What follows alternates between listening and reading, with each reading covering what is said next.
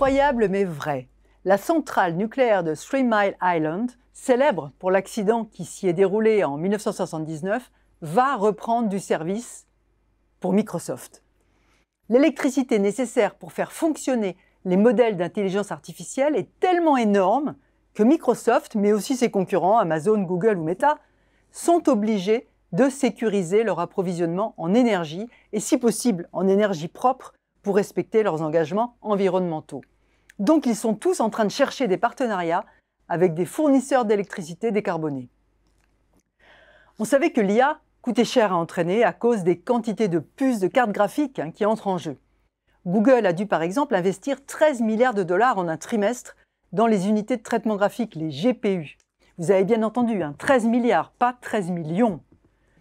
Mais il n'y a pas que le matériel, ces milliers de nouveaux data centers. Il y a aussi ce qui les fait tourner, c'est-à-dire l'électricité.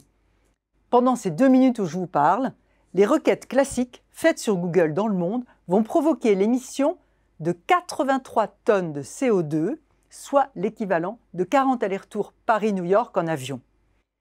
Eh bien, les prompts, les requêtes sur ChatGPT ou Midjourney ou toute IA générative nécessitent 10 fois plus d'énergie. Donc toujours pour 2 minutes, l'équivalent de 400 allers-retours Paris-New York. Les gigaoctets et les gigawattheures vont de pair. Il faut déjà beaucoup d'énergie pour entraîner ces IA, les faire mouliner sur d'énormes bases de données pour les rendre plus fiables. Mais au fur et à mesure que les entreprises et les particuliers vont s'en emparer, les besoins d'énergie vont exploser.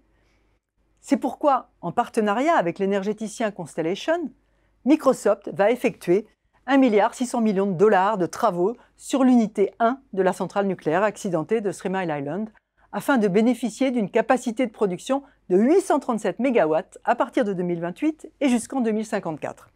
La centrale sera rebaptisée Crane Clean Energy Center pour faire oublier sa réputation. Comme Microsoft, dont les émissions de CO2 ont bondi de 29% depuis 2020, les autres géants de la tech sont des ogres énergivores. Google a aussi des besoins colossaux pour ses IA. Il a par exemple annoncé, il y a quelques mois, la signature d'un accord avec la start-up américaine Kairos, à laquelle il va acheter 500 MW de capacité électrique issus de petits réacteurs nucléaires, les fameux SMR. Ces réacteurs pourraient entrer en service à partir de 2030. Amazon court aussi après les mégawattheures. Par exemple, l'an passé, après avoir acheté un data center dans l'État de Virginie, il a signé, dans la foulée, un contrat de 650 millions de dollars avec la centrale nucléaire voisine. Selon Bloomberg Green, Amazon, Microsoft et Meta dissimuleraient leur empreinte carbone réelle en achetant des certificats d'énergie renouvelable non vérifiables. Ils feraient croire par exemple que leur électricité vient d'une ferme solaire alors qu'en réalité elle vient d'une centrale au charbon. Ce ne serait pas surprenant compte tenu des quantités d'énergie colossales dont ils ont besoin. De plus, cette consommation nouvelle, qui tant que les SMR et les nouveaux réacteurs ne sont pas en service pousse à utiliser les vieilles centrales à gaz ou à charbon, risque de faire monter le coût de l'électricité au détriment des particuliers. Et je ne parle pas de l'eau pour refroidir les serveurs.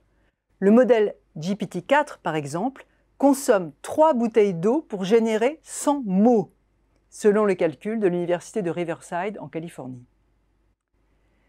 Il reste à espérer que pour compenser, l'IA nous aidera à optimiser nos dépenses énergétiques et à protéger l'environnement dans des proportions sans commune mesure avec ce qu'elle nous fait dépenser.